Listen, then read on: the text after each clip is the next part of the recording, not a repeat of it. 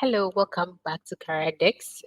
We are still on the journey of building workplace resilience, dealing with difficult forces without resigning.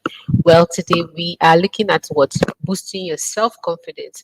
Like I said, having to deal with difficult forces actually leads to what low self esteem. That's what low self confidence. We are not able to do the things we used to love anymore. We are not able to do a lot of things that we love, right? So it becomes very stressful for us. One way you can deal with that situation, or one way you can boost your self confidence, is to use the yin and yang self compassion, right? So by the yin, I mean to what? Deal with the female version of yourself. That is dealing with yourself.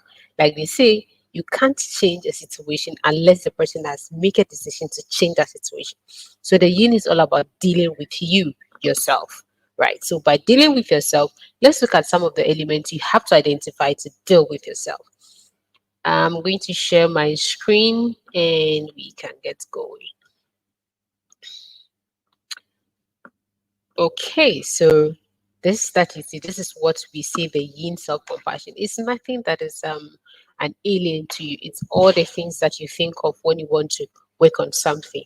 So dealing with yourself is all about yin, and one thing is what comforting.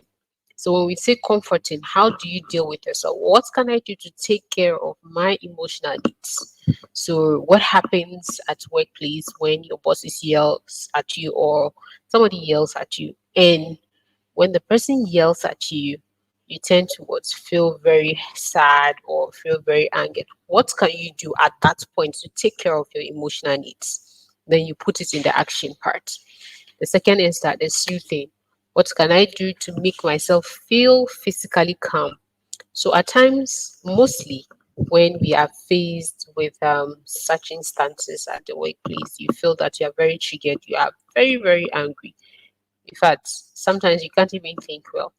So what can you do at that point to feel physically calmer?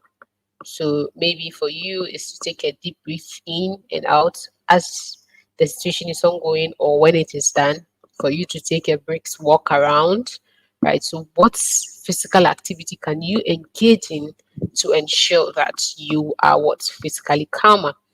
And lastly, the validating. What can I do, or what can you say to yourself to validate your own feelings? So, as the situation is happening, as you are being encountered with such negativity, you of course have to deal with yourself. Your emotions comes to play. You say some demeaning words to yourself. Now it is time for you to change the situation. So, what can you say to yourself to validate your own feelings? You're feeling very hurt at the moment. Yes, what can you say at that point? What can you say to validate those feelings? Yes, I did wrong. I would correct my mistake, or you could, because it's not from your boss. Maybe your boss is having a bad day. That's why he's reacting this way. So, what are the validating words you can tell yourself to feel to validate your own feelings? So, in summary, the yin self compassion is all about dealing with yourself. Remember, you can only change a situation when you've dealt with yourself first. So you first have to look at the comforting part of the yin.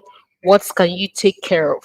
Or what can you do to take care of your emotional needs in that situations? The second thing is to what can you do to make yourself feel physically calmer when you are very shaky, you are angry, you don't know, you are sweating. What can you do at that point to make yourself feel what, physically calmer?